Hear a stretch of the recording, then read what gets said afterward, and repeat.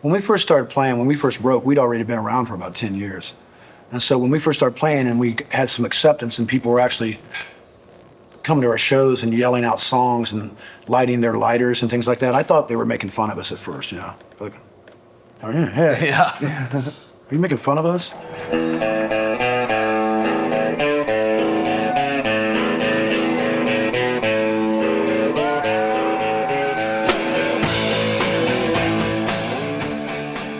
The turn of phrase, your favorite band's favorite band, is often used as a sort of backhanded compliment for a project so influential that it was swallowed up and spit out by its own offspring. And while this did happen in a piecemeal fashion to the steadfast garage rock outfit Guided by Voices over their 43 years of existence, they managed to keep trucking, albeit with a few bumps on the road along the way. As of 2026, GBV have 43 studio albums, 39 singles, 19 EPs, 6 box sets, 2 live albums, and 2 books. These numbers balloon exponentially when you consider all of the spin-off and solo projects the band members have released over the years through a variety of homebrewed labels. It starts to feel like a practical joke on you as a listener when you discover yet another GBV-adjacent project for the first time, despite being a fan for over a decade. I heard once, Bob, that while sitting on the pot, you can write 5 songs. Is that true? And 3 of them are good. Yeah. Where are they coming from? I'm Guided by Voices, hey. I don't know. They're also a prolific live band, with Setlist FM charting 985 live shows. Though the fact that there are only a handful of gigs documented for the band from 1983 to 85, despite them being a bar band during that time, suggests that the number is probably actually in the quadruple digits. But Guided by Voices is greater than the sum of its parts. There's an indelible, special, timeless quality to the music that eludes explanation. That profound feeling that only music by the Beatles or the best of Pink Floyd could inspire previously. With only a 4-track cassette recorder and an array of out-of-tune instruments, Pollard & Co. managed to tap into the divine. Somehow, the Voices never broke mainstream. In fact, for nearly a decade, it seemed the band would never even find niche, independent success. When hearing about the band's history throughout the early years, and without the context I primed you with, it might seem that GBV were doomed to be yet another fun diversion for a bunch of locals. A fond memory from your uncle who got to really record in a real studio and press his album to vinyl. The strength of GBV as a monolith was its persistence, its sheer screaming mad bloodthirsty desire to live on, and outlast them all. But before we can get to the exhilarating peaks and valleys of the 90s and 2000s, we have to start in God's decade, the 1980s.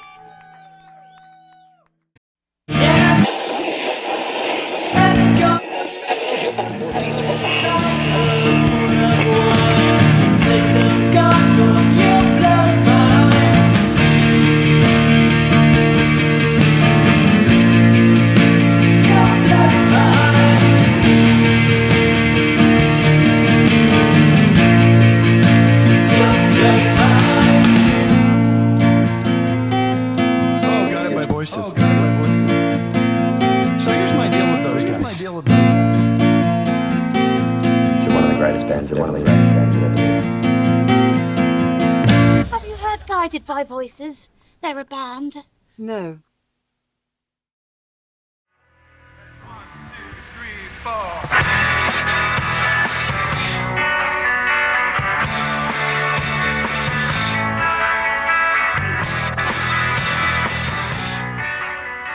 It's 1983 in Dayton, Ohio, the birthplace of Flight. At the Canal Street Tavern, a bar band is wailing away at some power chords. 26-year-old singer-songwriter Robert Pollard steps up to the mic. "Thank you all very much for coming out," he says. "We're Guided by Voices." On one guitar is his brother, Jim Pollard. On the other is Paul Comstock.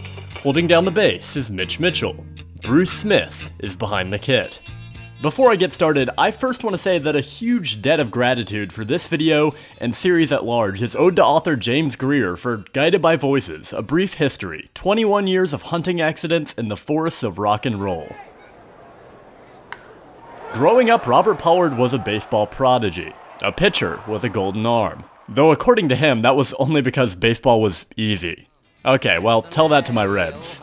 For as good as Bob was, his younger brother Jim was a minor celebrity in Dayton because of his basketball skills.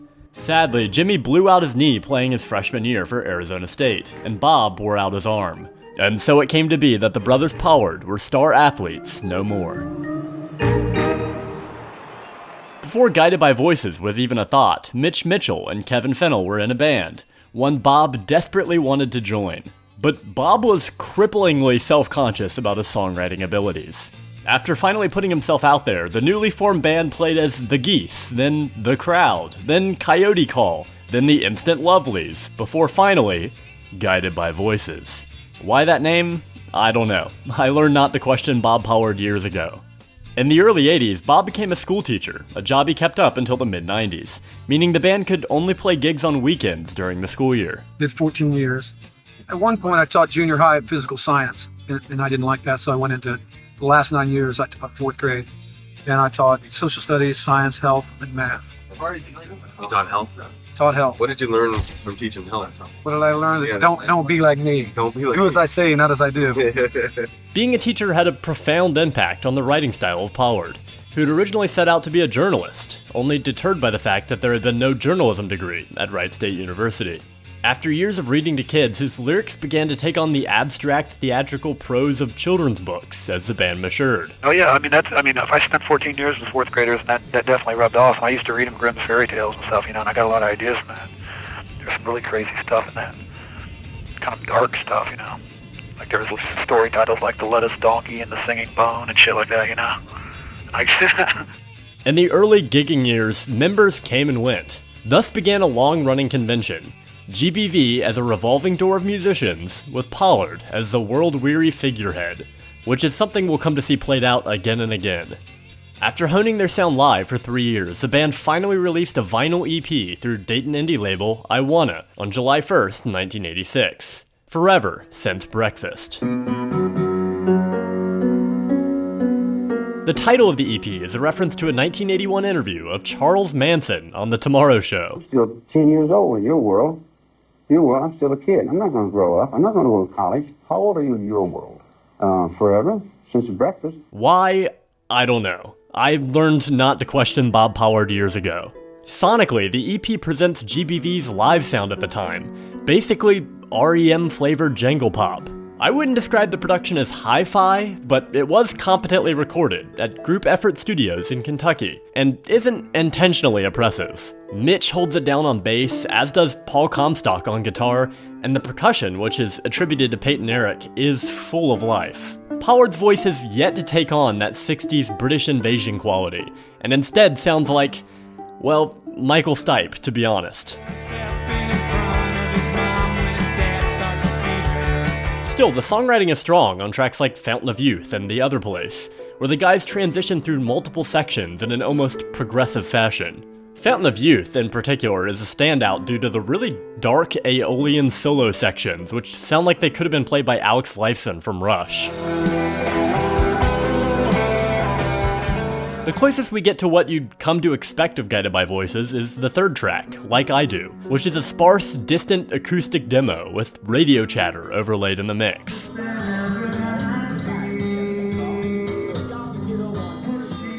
Overall, a pretty strong debut from the band. One obviously rooted in derivation, but with tons of room to grow. It was a big accomplishment in those days to press a record at all, and the guys had actually done it. According to Bob, we let the guy in the studio pretty much dictate what had to be done, and I thought it sounded sterile. But I was still amazed that we had actually made a record, something you could hold in your hand, a physical product, just like the ones I combed through at the record stores. I remember when Mitch and I went to pick them up. We couldn't wait to tear the boxes open. We wept, I believe. Unfortunately for the band, it sold abysmally. Jules Gray from the song Sommelier writes, Guided by Voices made their first record, a mini LP called Forever Since Breakfast, in a proper recording studio in 1986. It didn't sell. Bob and his bandmates would get drunk and throw some of their unsold copies at the walls. They had no idea that they were destroying pricey collector's items of the future.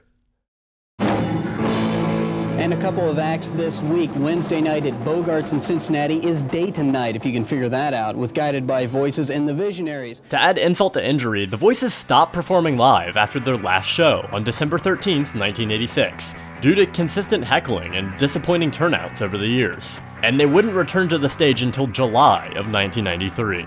But the band weren't ready to hang up the hat just yet.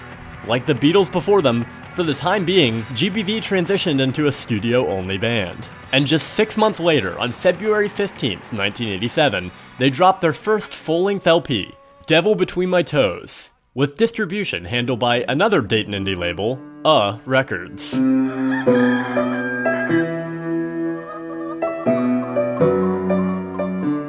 According to Closer You Are by Matthew Cutter, Pollard originally wanted to use a painting done by his high school friend as the album art, but couldn't track him down. Instead, the band landed on a picture taken by Mitch of Bob's vicious pet rooster, Big Daddy. The text, which reads, "What makes Big Daddy happy?" was a phrase which would become a reoccurring Pollardism, for lack of a better term. Despite having played on Forever Since Breakfast, Comstock left the band before its release and was replaced by Ed John, who then himself departed, ushering in Tobin Sprout on guitar and backup vocals. Sprout would go on to be one of the longest lasting and most influential members of the band behind Pollard himself, and his addition immediately catalyzed the band to improve on Devil Between My Toes. Sprout brought some street cred to GBV, since he was in a more successful band called Figure 4 at the time. He also believed in Guided by Voices as a project in a way that even the band themselves didn't yet. According to Toby, "You also felt that even though nobody gave a shit then, it was going somewhere. It had to go somewhere because it was so unique and good. You knew just looking at Bob, even if he didn't know it. You could see history before it happened." The album was recorded between guitarist Steve Wilbur's home studio and Pollard's basement, and is markedly lower fi than their previous effort, but the performances are explosive. A Portrait Destroyed by Fire features some truly evil guitar work and haunting backing vocals from Sprout. Hey Hey Spaceman is backed by some super sludgy bass lines from Mitch. Captain's Dead features Pollard's catchiest hook yet.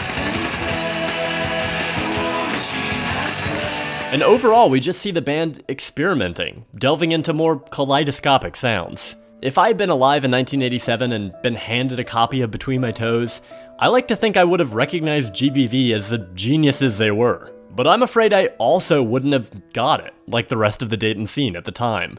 Pre-Seattle sound and slacker rock, the voices just seemed sloppy and lo-fi, in a time when that was to be avoided like the plague. And as a result, the band only pressed 300 copies of their first studio album. In September, Guided by Voices released their second LP that year, Sandbox, on yet another Dayton indie label, Halo, this time run by the band. Sandbox was once again recorded at Steve Wilbur's studio, but it does sound markedly higher fi than Devil did. We also see a slight return to that REM sound heard on Forever Since Breakfast, throughout its mere 27-minute runtime. As a result, Sandbox ends up feeling sort of like a regression. That's not to say it's a bad album. Jim Pollard kills it on guitar in his first appearance on record, and songs like Trap Soul Door and I Certainly Hope Not feature memorable melodies, but the jewel in the crown of Sandbox is undoubtedly Long Distance Man. Beautiful with an edge of dissonance, succinct and to the point, Long Distance Man is a distillation of everything great about GBV. And that alone would make the album a worthy addition to your record collection. Because of the popular nature of Sandbox, certain people in Bob's orbit thought it could really take off and gain the band some notoriety. Jimmy, Bob, and manager Pete Jamison actually took out a loan through the Teachers Credit Union to finance a larger production run. According to Pete, "We thought it would be easy to get the loan, but it wasn't. We were actually turned down. But it so happened that my mom's signature was on file at the bank because of the mortgage on her house. So I went back to the manager and I said, what if I had my mom's name on the loan as a co-signer? Luckily, the manager was in a local Dayton band herself and she pushed it through. She was fired like a month later. I don't know if that's why, but we got the loan for Sandbox." Sandbox was their worst received yet, struggling to move the 1,000 copies the band had optimistically pressed. Pollard had set out to make a pop record that would resonate with radio listeners, but had seemingly only succeeded in alienating a chunk of the band's cult fanbase. This failure prompted Pollard to begin shirking the college rock jangle pop sound moving forward. The shift came around the time when the band actually hit the road to see REM in Cincinnati at Bogart's. Opening for REM were The Replacements, per James Greer. While walking past the back entrance, dressed in their dusters and Cuban heels, the stage door suddenly opened and the club manager yelled at Bob and Jimmy and company, "Are you the Replacements?" Without a moment's hesitation, Bob said, "Sure," and he and the rest were ushered backstage, and then proceeded to sneak out front and watch the show for free. The Replacements must have blown their minds, because moving ahead, the Voices' sound began to change drastically. This became immediately apparent when on August 1st, 1989, Halo released Self-Inflicted Aerial Nostalgia. 1989 saw the band pioneering the sound they would later be known for, lo-fi psychedelic slacker rock. They had originally intended for their next album to be called Learning to Hunt, and even conjured up an album cover for it. But alas, the project fell through.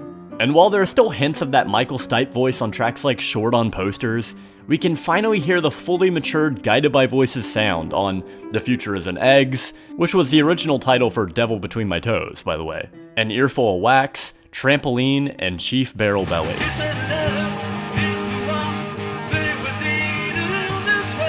Despite me harping on how great and prolific a songwriter Bob Pollard is, and rightly so, Mitch Mitchell is also credited with co-songwriting credits on this outing, and I think it's undeniable that he was contributing to the metamorphosis the band was undergoing in this era.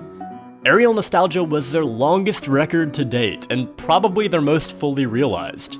However, as with previous efforts, it once again failed to sell. And the band seemed to anticipate this, only pressing 500 copies at launch, half the amount they had for Sandbox. The Voices seemed to have given up on trying to break mainstream. In February of 1990, GBV started yet another label, Rocket No. 9, to release Where the Fly Got Smashed, their fourth studio album. If Aerial Nostalgia was the heralding of a new era of Guided by Voices, Fly Got Smashed is the full coronation and parade. Every bit as lo-fi as their previous effort, but with more stretches of whimsical folk and British invasion flair, GBV have finally found their niche, and they're thriving there. We also hear the guys reintroducing some of the prog elements we hadn't really heard since Fountain of Youth, with album centerpiece Local Mix-Up Murder Charge running at a staggering 6 minutes and 40 seconds, which is basically an hour by GBV metrics. But where Fly really lifts off for me is on the sparse folky tracks like Drinker's Peace, How Lost I Am, and When She Turns 50, where we're left with nothing but clean guitar and Pollard's gorgeous haunting melodies. Taverns open again. Fly Got Smashed was their best received critically thus far, with critics praising the conceptual lyrics and 60s throwback sound. But, and I apologize for sounding like a broken record, it didn't make a huge splash numbers-wise. With this string of mixed critical reception and poor commercial performance, you might be wondering how Guided by Voices kept going for so long. What would compel someone to get up after getting kicked to the ground again and again? Well, for Pollard & Co., making music wasn't just business, it was pleasure, and seemingly an addiction. It was almost like something was propelling them. Like an immortal vampire, it would be 1,000 years before Guided by Voices showed any signs of slowing down. As the 80s came to a close and the band entered the new decade, they resolved more than ever to dedicate themselves to greatness. And greatness is exactly what they would achieve.